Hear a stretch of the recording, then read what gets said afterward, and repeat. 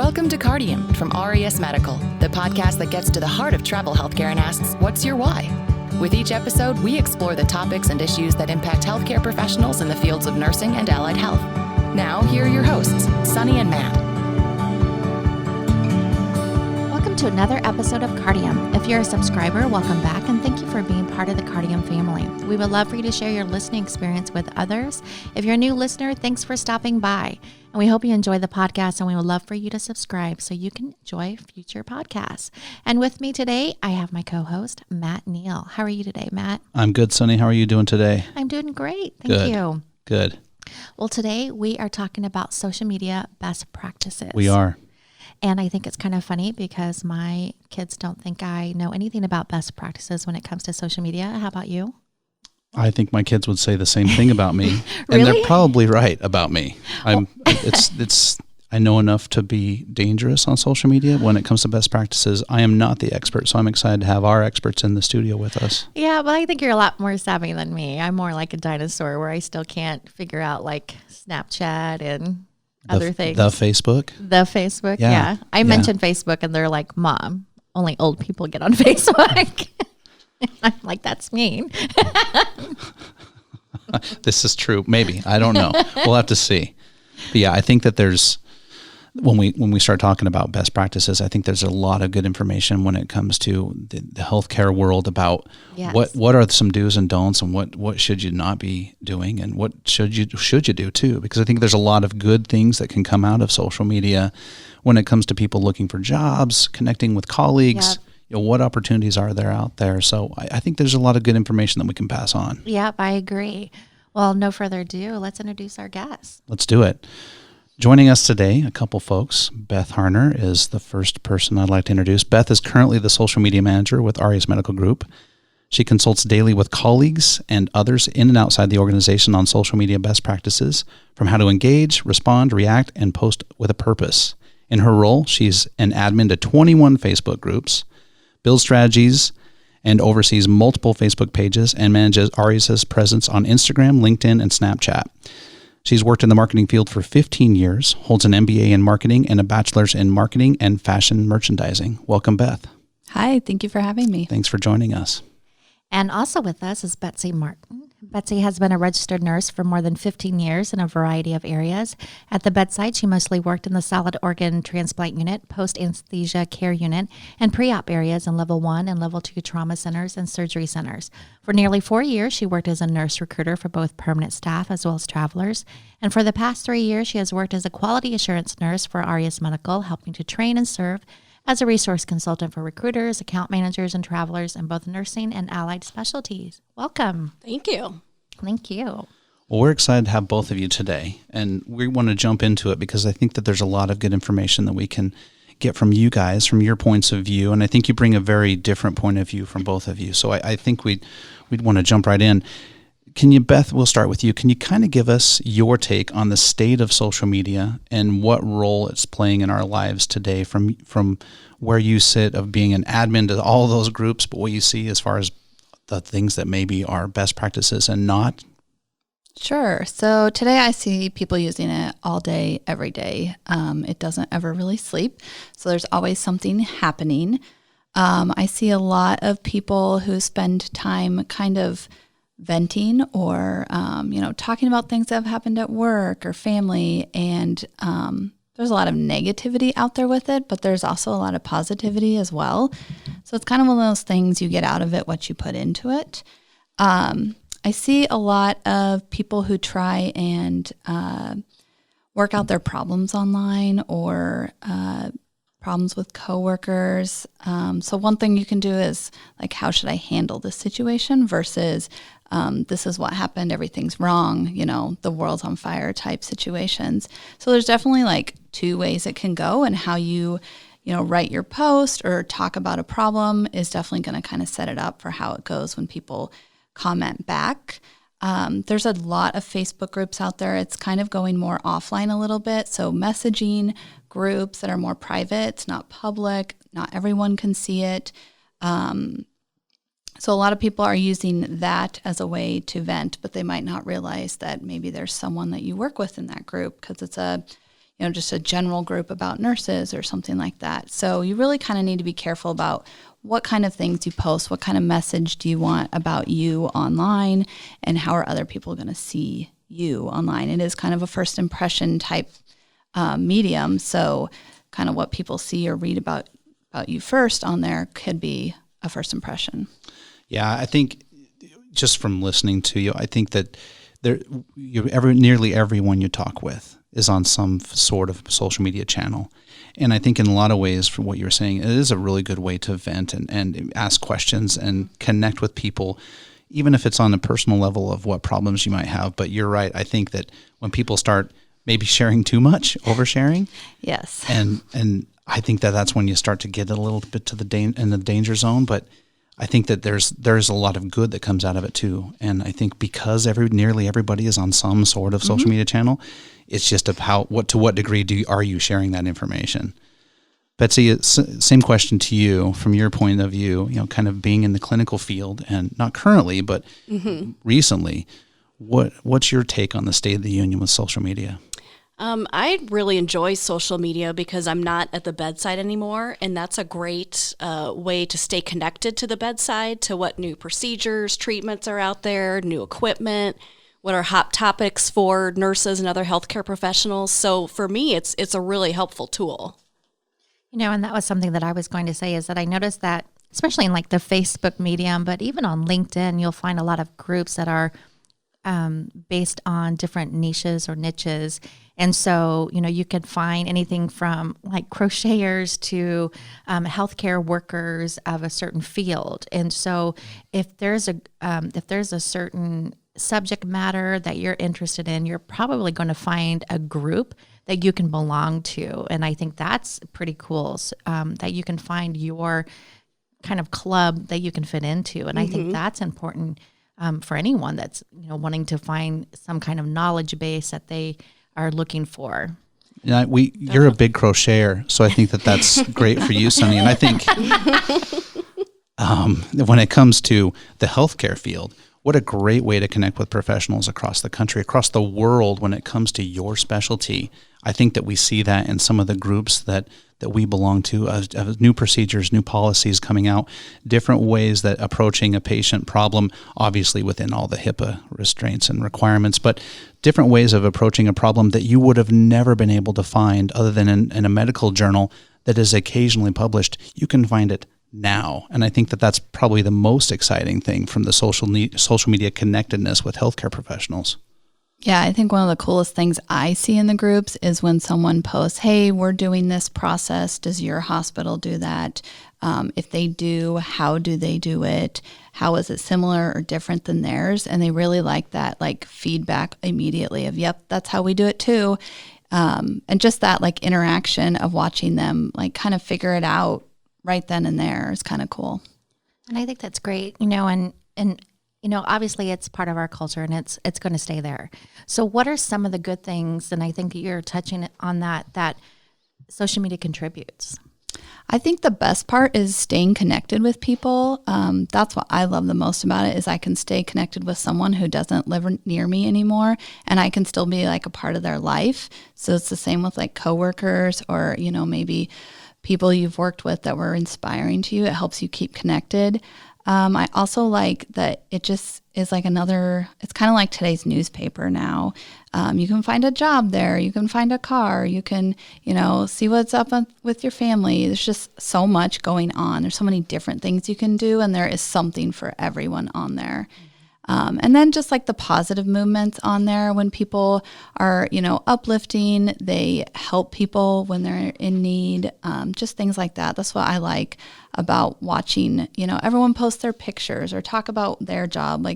I have friends who do things that I have no idea what their job is, but I can learn a little bit about it just by, staying in touch with them on Facebook. And then that connectivity of the community that's kind of offline a little bit. I think it's so great that you probably would never connect to someone in another state unless you knew them. And now you don't have to necessarily know them. You're just in this group.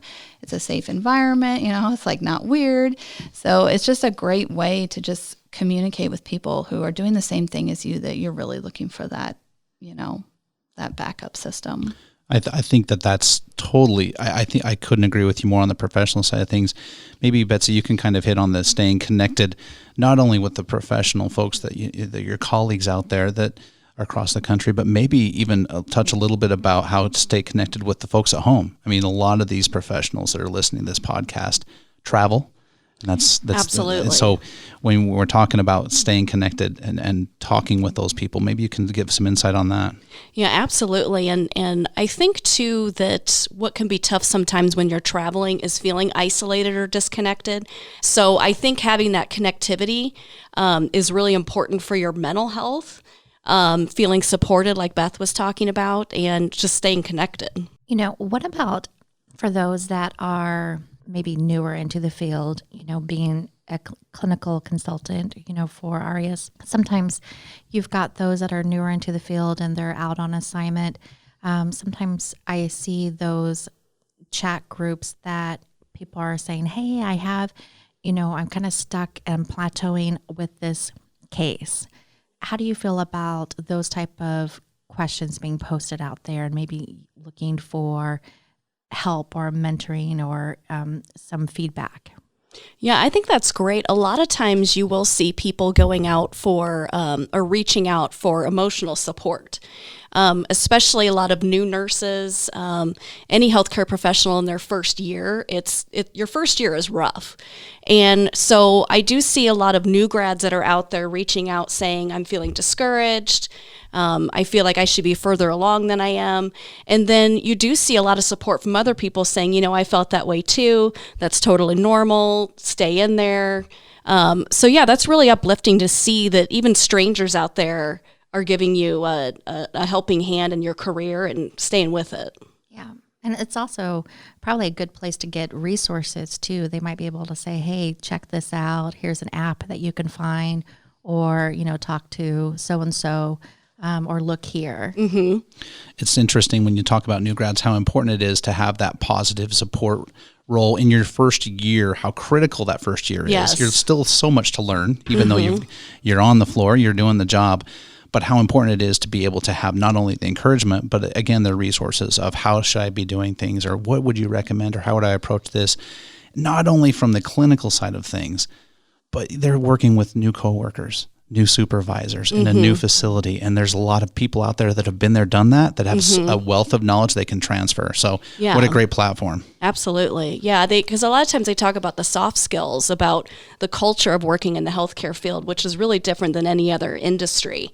And, what's the etiquette for it? What are the best way to follow the chain of command, or who should you go to if you, have a problem or a concern? So it's really helpful with that. And I think that's really important to remember is that, traveling probably even a decade ago, it was probably even more isolated, but social media has really tightened up your network. You're brought not, it together. Yes, you're not as alone, so to speak.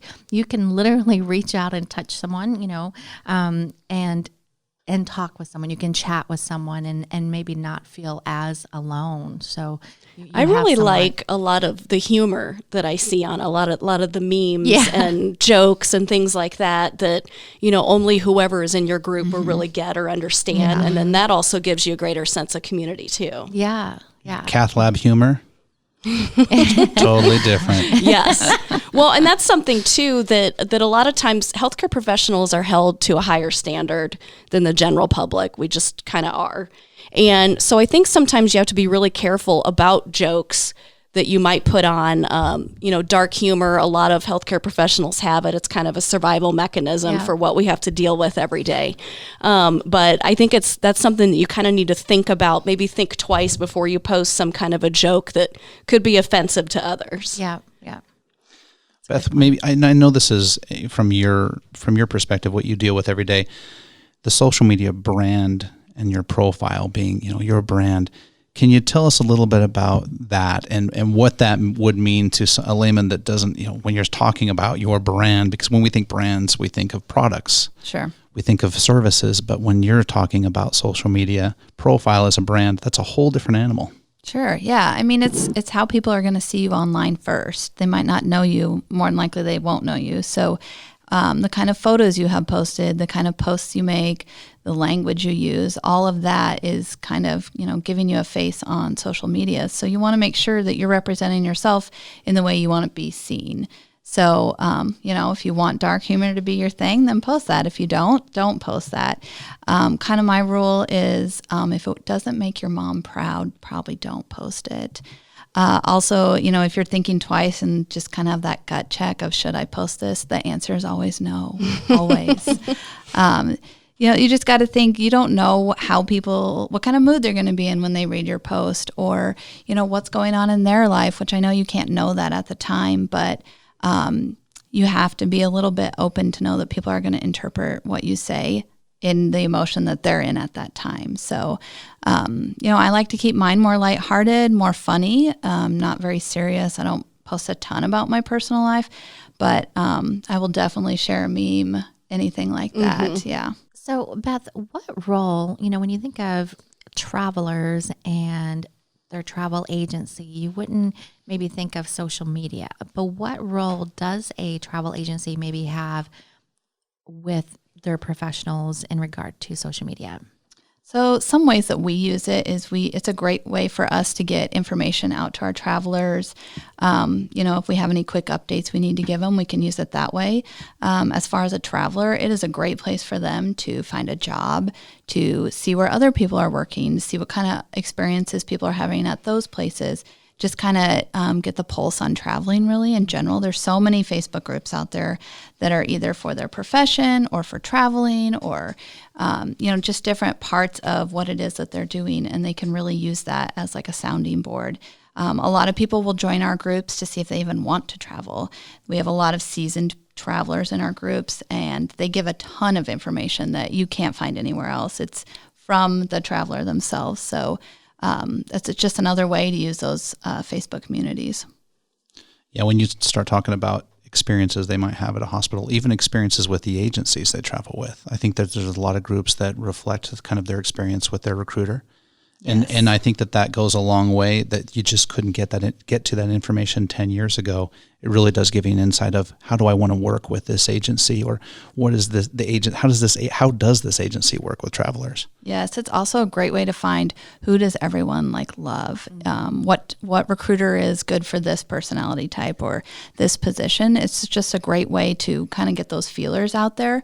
But that kind of also goes with posting. You might have a bad experience with someone, but that might just be your experience. So you kind of got to keep that in mind. Things happen all the time, and a lot of times it's just like a miscommunication or some sort of small error that kind of, just snowballed down.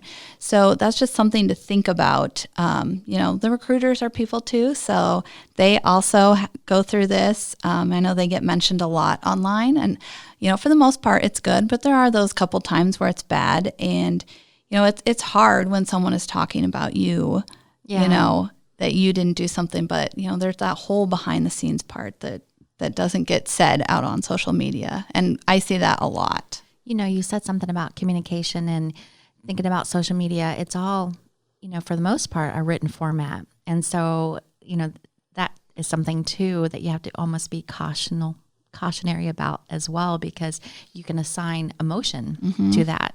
And so that's something that I would think that we would have to, as a traveler, have to be almost hesitant about the way that we're assigning emotion to what we're reading, but also what we're posting as well. Yeah, I mean, you can always delete a post, but somebody somewhere will have taken a screenshot and they will reshare it for you. So, talking a little bit, Betsy, from your side of the world, we've spoke a little bit about the humor, the postings, even the dark humor. What are some of the pitfalls healthcare professionals may want to be aware of when they're posting work-related specific to a healthcare facility, that type of information? Yeah, I mean, I would always say proceed with caution before you post anything about your job, whether it be your agency or the facility that you're working at the time. Sometimes it can even be well-meaning. You might want to post, maybe a CNA has been working with a resident, been caring for them for 4 years, and they want to share a birthday picture with them or something. Well, that's a HIPAA violation. So even though it's very well-meaning, you can get in trouble for that. Is that right? Yeah, Wow. yeah. And then it doesn't even have to give direct patient names, direct patient information. It can even be a room number of a resident you're talking about. It could even be a story where if there's just enough information where you can put 2 and 2 together and figure out who you're talking about, then that can be considered a HIPAA violation. I always think of one story that this happened a few years ago. There was an ER nurse who posted on her Facebook page a picture of a trauma bay after they had been working on a patient that unfortunately had passed away. But it was kind of a gory picture, a shocking picture for most people to see. And she ended up getting fired because this person that was being treated, it was a tragic event that was in the media. So it was very easy to figure out who was connected with that photo. And then also her facility felt like, she was being rather insensitive to the patient and to their family members as well. So, she certainly, that wasn't her intention when she posted that, but unfortunately that was the outcome. Yeah. Which can certainly obviously impact your career, but you're impacting people's lives. It's exactly. hard to, my kids would accuse me of being, not being inept with social media, but they're constantly with the selfies. So even you capture something with a selfie in the background, you are potentially violating HIPAA rules. Absolutely. So being aware of that in the healthcare. Right. I mean, you can, there might be behind you the surgical schedule of all the cases that are going to happen that day. There's patient information on there. You could even have a patient photobombing that you don't even know about, and that can be considered a HIPAA violation. So you need to be really careful. Yeah, that's a good rule of thumb for sure. When in doubt, just don't post. Yes. Yeah. Do we really need to take that selfie at work? Yes. Probably not. Sonny, you're always with the selfies. What are you talking about? I know. It's kind of like the selfie in the bathrooms. Really, guys? Really? Let's see. So let's talk about suggestions with how to positively use social media in the job search or career info. We do see, and you mentioned that earlier, Beth, about how people are using that more and more, using social media. And it does seem as though we're seeing that not in like your traditional LinkedIn or just in your, different types of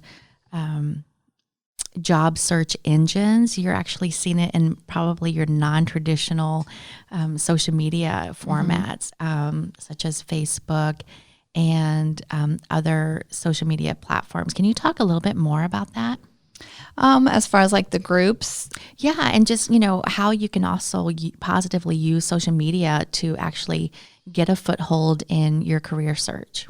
Sure. I mean, if you're out there looking for a job and you're in a group, that's predominantly people that are in that same profession, letting them know that you're looking for a job, what kind of job you're looking for, what kind of place are you looking to go. That's a great place for people to chime in and say, I work here, this is great, this will be a good fit for you, and vice versa. Definitely there's a lot of groups as far as like if you want to go to a specific area or maybe you want to go to a specific hospital. There's so many groups out there. Like you said, there's a group for everything on there. So those are the groups that will probably give you like those like nitty gritty details that you're looking for that maybe you won't get from like a job interview or maybe just like HR. So connecting with people that are in those same positions at those same areas is definitely a great place. And those groups kind of allow that to happen. There's also groups on LinkedIn, similar situation where you can talk to other people about what they're working, what places would they suggest, things like that. And then there is on Facebook, you can just post jobs out there. So that's another place you can utilize that's not in the group format. It's kind of more just like a job board than it is a group. But it is another place to find that information that you would have found in the newspaper, several years ago. Yeah. And they always say that be careful of what you're posting personally as well, because your future employers may be looking at your personal pages. What are your thoughts on that? Well, technically, you are not supposed to before you interview people. So while they shouldn't be, it probably does happen. However, the other part is once you're employed there, things come up all the time that they see happen on your Facebook page. And if you don't want to bring that into work, then you probably shouldn't be connected with the people you work with. Say who your employer is on Facebook. Those are just kind of inviting in that personal life into your workspace. And if you have it just, post it on there publicly, anyone can see it. And there are so many examples in the media of people getting fired for posts that had nothing to do with work even. So, it's something you want to keep in mind, which is kind of why I say if it doesn't make mom proud, you probably shouldn't post it. Betsy, from your side of the house, do you find that people are more positive when they're looking for jobs to go to Facebook to search for jobs, as Beth had mentioned? Is that something that you're seeing more as more prevalent now? Yeah, definitely. And I think it's, it can be anywhere from being directly, I'm looking for a job, to even indirectly where you're just kind of fishing for information. Maybe you're not at the point yet that you're looking, but it's always good to keep feelers out there and look for other opportunities. So I think it's a great way to experience someone else's job and what they're working on, and then maybe determine if it fits you or not. Yeah, that makes sense. Well, I think as a traveler, be savvy and help your recruiter out. It's good for you to be in those groups, and then you're like, oh man, I heard about this job, and share it with your recruiter, and because it's out there. So I think help your recruiter out is what I would say. Yeah, I think you can learn a lot just from hearing the banter back and forth and the conversations about, especially from like the recruiter account manager side, learning what travelers want and don't want and what's important to them. And then travelers too, learning about what recruiters, are faced with and why they do what they do. Yeah. And I also love the travel pics. Yeah, that is my favorite. You always see someone like on the top of a mountain, and then someone's on the bottom of a volcano, and someone's learning to surf, and that's just really cool to see what everybody's doing out there. Well, and those surprising places where you'll never imagine going, and then you end up finding those like rural destinations that you're like, oh my gosh, I never imagined being here, but they just love it, and they'll always go back, and so those gems. So. Yeah. Yeah, surprisingly, I think recruiters live a little bit vicariously through their travelers as they're as they're checking out their pictures. All do. Yeah, I think so. I am. Yeah, I think that's a real thing when people love those pictures. They like to connect. So, Betsy, I'm a list maker. If you had to give our audience a list of the top 2 or 3 do's or don'ts when it comes to social media, give us your short list. So I would say don't or shy away from talking about work in general. Okay. Be really careful and cognizant of HIPAA, which can kind of sneak up on you even if you don't mean to be violating it. And I think, again, talking about your brand and how you want to be presented, how you want to be perceived, really think about what you're posting and make sure it's falling underneath that. And I'll ask the same question to you, Beth. Top 2 or 3 do's or don'ts when it comes to social media? As far as do's, I would say definitely try to share positivity online. There's just so much negativity, and sometimes just that one little positive message can change someone's complete day or how they're feeling about something. So I think that's really powerful, especially when you can't be sitting right there next to them. As far as don'ts, don't overshare. Don't vent. I mean, there is a way to talk about your problems without it being like, she did this to me. Maybe it's more asking for advice on when other people were in that situation. But that's a completely different feel. People are more apt to answer back to, we all have that one friend that just constantly is negative online, and you can't hit snooze fast enough for their stuff to get out of your feed. So, I think just being positive on it. The thing I love about social media is I can live with my friends that aren't here, see what they're doing, watch their kids grow up, even just know information that's going on in their life, a death in the family or a marriage. A lot of times, before social media, you had to have an invite or you had to read the newspaper. And now you've just got that one source where you can find everything, I feel like. I love the idea of positivity and positive posts, especially in the traveling healthcare professional world, because they are sometimes alone in a rural destination where they're, they're with people that they don't know, and they're not near their loved ones. And and former coworkers. So that positivity, you just never know when you're brightening someone's day. Yeah. I love that. That's great. Thank you. You mentioned about venting, and unfortunately, there's times where they will get into sticky situations or uncomfortable situations, and they don't have anyone to talk to, and they might go into these groups and they feel the need to maybe vent. So what is a way in which they can vent or present the situation in a manner that won't torpedo the relationship, won't present it in a way where they're going to come off in a way where someone's going to be like, I don't even want to answer the question, or it's going to, start one of those feeds that go on and on and on and on. And you're like, oh my gosh, this is this is going on forever. So what's a way in which a traveler can seek the resolution that they're, wanting without it becoming that negative, disgruntled. Yeah, exactly. Without it coming off the way that they didn't intend. Yeah, I mean, definitely don't use names or like, what hospital you're at or something like that, because then people start to figure out who's who. I think you can just talk about the situation in general, and you could end it with, I'm, looking for ways to resolve this issue. How would you guys handle it? Or what things am I missing that I haven't done? And try not to give that just like one-sidedness of it to it. So, she did this to me, and it's like, well, there's probably more to the story than that. It's hard to give someone advice if you kind of don't have that whole part. So, just like keeping it kind of general and state that you're looking for that kind of information. Yeah, that's good. I love to ask the question because I love to see where people are at in their world. So last question before I'll let Sunny ask the very last question. What's your favorite social media platform you're using today, Betsy? Facebook. You and Sunny crocheting away. I do have Instagram account. I do have a Twitter account. And sometimes I'll go to Instagram, but it's kind of the same information on different platforms. So I'm a Facebooker. All right, Beth. Hands down Instagram. I'm visual. I want to see everyone's pictures. That is my favorite. But I will post on Facebook, but I usually don't post the same thing on Instagram and Facebook for that very reason, because I do not like accounts that just post the same thing on all medias, because it's just not the same. Sunny. In my defense, I use Instagram, but I have it linked to Facebook and Twitter. So it posts to Facebook and Twitter. So I use Instagram. I'm guilty of food pics. I am too. I love food pictures, and it drives my husband crazy because we're at a nice restaurant and I'm getting my phone out and it embarrasses him. But hashtag foodies of Instagram. Exactly. But I love food. Celebrate it.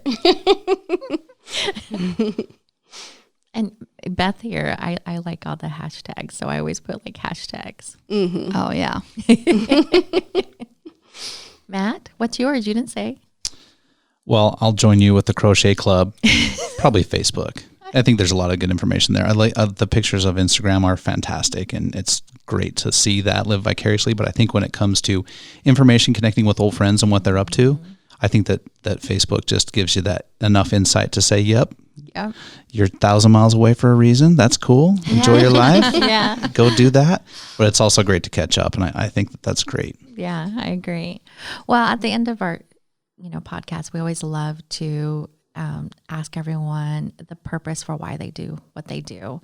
So I'm going to ask each one of you, what's your why? And I'm going to start with Betsy. Sure. What's your why? Well, the reason why I became a nurse is to help others. I think most nurses in some capacity, that's what motivated them to go to nursing school and to become a nurse. I love helping people. When I worked at the bedside, I helped people with their treatments, with their anxiety, with helping them to heal. And now in my position, I feel like I'm helping the helpers. So I like to give support to our healthcare professionals, because a lot of times they don't get that. They're giving it, but they don't get it a lot. So I like being able to give them support, whether it's giving them career advice, whether it's helping them through a difficult situation that they're in on their assignment, just giving them encouragement and support and making them feel like they're not by themselves out there is really valuable to me. I love that, helping the helpers. Yeah. That's huge. That's great. Yeah. My why, let's see. I love social media. So I love being connected with people, seeing all their pictures, seeing what they're up to. So I definitely love that part. What I love about being in the healthcare staffing industry is I just feel like we can do so much good with it. At previous jobs, I've worked with overseas vendors, and it just did not feel the same, whereas this just is so much more rewarding, fulfilling. I feel like I'm doing something good. And good at home type thing. So that's probably my why. That's great. That's great.